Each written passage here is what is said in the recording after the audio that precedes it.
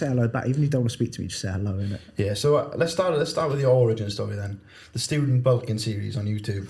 Classic. I followed that quite vigorously. I remember the days where you used to walk around with your camera, you went to Burger King for cheat meals. Yeah. You're doing the full cheat meals. Is it Little Bakery as well you used to love? Oh, yeah. So Pizza. how did you get from being a student, doing a student YouTube series to doing a full prep and becoming such a big deal in the UK bodybuilding space? I essentially, it started out just by posting that content, student budget. I thought, right, there's a gap in the market there. Not many people do. I was watching quite a lot of Chris and Guzman at the time. And then when I graduated from uni, I was like, fuck, I haven't got this unique selling point that I've essentially built over the past, I think it was about a year that I started going into my second year, sorry. And I was like, right, I need to find a way of kind of making money and kind of putting myself out there. So I just said, look, I'm taking on 10 clients for free. Is anyone, free? Is anyone able to do that? And I had about 3,000 subscribers at the time. And from there, people just had 10 people on the first day. And I thought, right, I told my parents were like, are you going to go out and get a job now? I was like, no, fuck that. Because I couldn't think of working for anyone else. So I said, just trust me.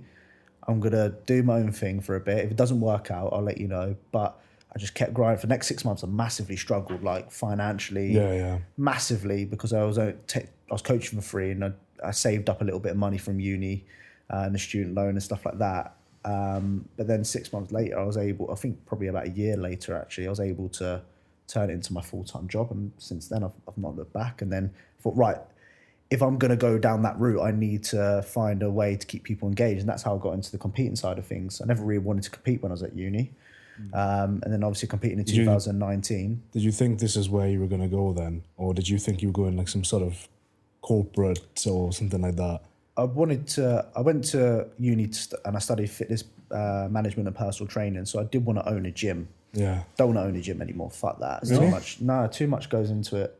Yeah. Way too much that goes Apparently into they're not it. very profitable either, gyms. It's really hard to make money from. No, if I did, I'd be my own little unit for like content and stuff like that. But a public gym, there's so much that goes into it that uni actually put me off doing it. Really? Yeah. So I didn't want to do that. But before that, I wanted to be a police officer. Yeah. Imagine me being a fucking police Working for the feds. Working for the feds, The best salutings ever made, yeah. Yeah, I grew up, I wanted to be a police officer, but that I just never pursued it because I didn't like the police, so I just I thought, fuck them, I thought that. Fair reason. So yeah, the competing side of things is what essentially kind of then took me to that next step.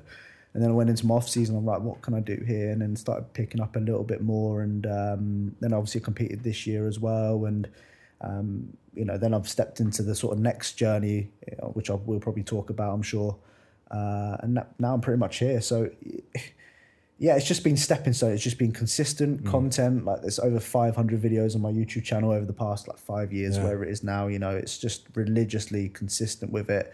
And I've had moments where I wanted to give up. I'm sure you've seen that posted on my socials before. But I've just gone, fuck that, just keep going. And it does pay off. Yeah, I remember those your older videos, and you were thinking about just stopping competing. Because I remember I think it was your 2019 prep, and you were saying, I don't think this is for me anymore. It's destroyed my relationship with my missus, obviously from back then. I remember watching that content, and I was like 3 years old, and I was just thinking, I was like, lucky you didn't give up. Yeah. Yeah, so let's talk about your 2019 prep then, because obviously